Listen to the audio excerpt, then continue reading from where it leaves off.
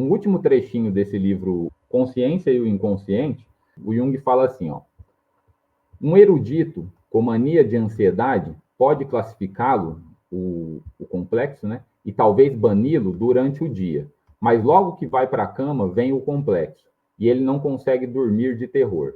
Dizer é apenas uma neurose não tem efeito nenhum sobre isso, pois é como se um fantasma mau o seguisse.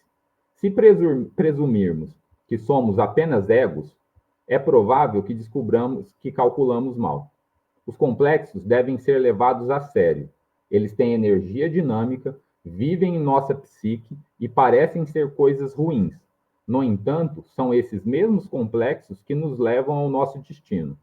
Cada complexo tem a sua quantidade dada de energia, mas quando cruza a fronteira da consciência e assume o comando sobre nós, ele se apodera de nossa energia para aumentar a sua própria, e a nossa consciência afunda, impotente e desamparada.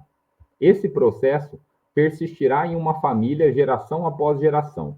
A energia que cada complexo possui significa uma redução da energia que está à nossa disposição.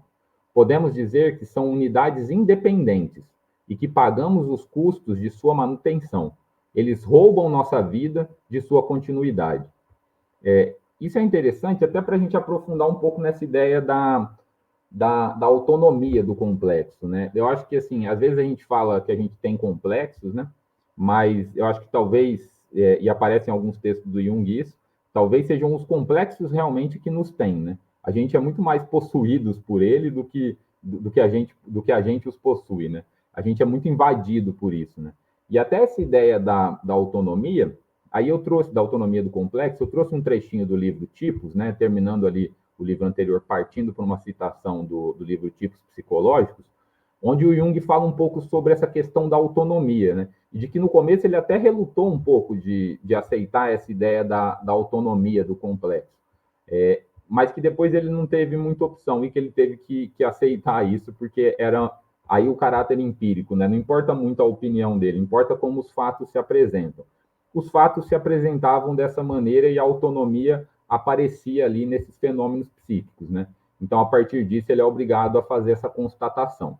Então, vou trazer um trechinho que ele fala sobre essa questão da autonomia do complexo. Ó. Vou ler aqui para vocês. Esse trecho já é do livro Tipos Psicológicos. Ele fala assim, ó, o que quer que ocorra nos recessos obscuros da psique, e existem várias opiniões acerca disso, uma coisa é certa.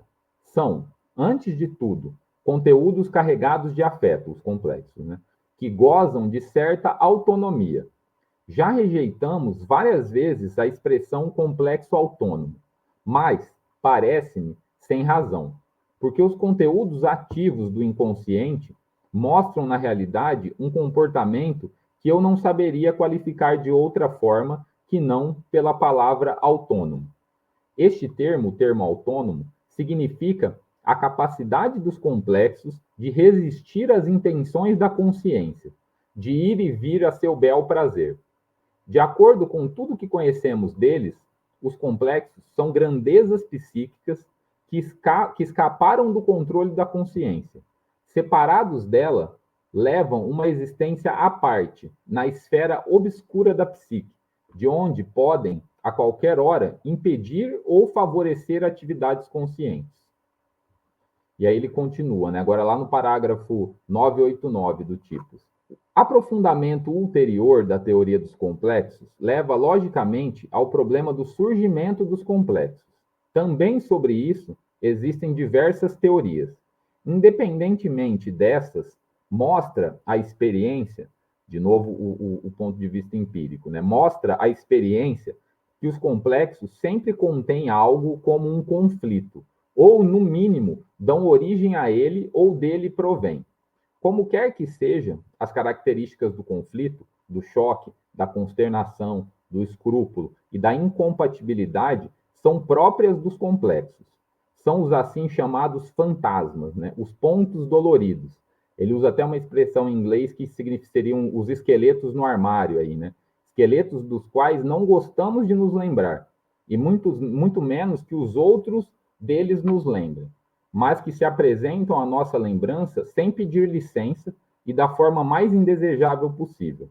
Sempre trazem consigo recordações, desejos, temores, deveres, necessidades ou introspecções com as quais não sabemos bem o que fazer e que, portanto, imiscuem-se em nossa vida consciente, sempre de maneira perturbadora e perniciosa. Ele já fala um pouco aqui e coloca o complexo um pouco como uma inferioridade, mas aí no parágrafo seguinte ele já explica isso melhor, para a gente não entrar não tomar uma decisão antes de ler o argumento inteiro. Então, ele coloca ali e dá uma impressão de que o complexo é sempre uma inferioridade. E aí, no próximo parágrafo, ele dá uma corrigida nisso, né?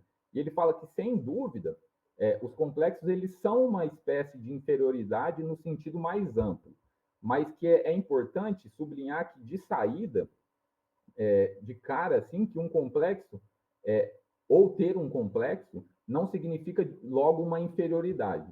Quer dizer apenas que existe algo discordante, né, não assimilado e conflitivo, um obstáculo talvez, mas também um incentivo para maiores esforços, né? E com isso talvez uma nova possibilidade de sucesso. Nesse sentido, os complexos eles são precisamente focos ou entroncamentos da vida psíquica que a gente não gostaria de dispensar, que não deveriam faltar. E caso contrário, a atividade psíquica ela entraria em um estado de paralisação fatal. Os complexos eles mostram ao indivíduo os problemas não resolvidos, né? O lugar onde sofrem, onde o indivíduo sofre, né? Ao menos provisoriamente uma derrota, né? Onde existe algo que ele não pode esquecer ou superar. Enfim, esse ponto fraco mesmo, né? No sentido mais amplo da palavra, né?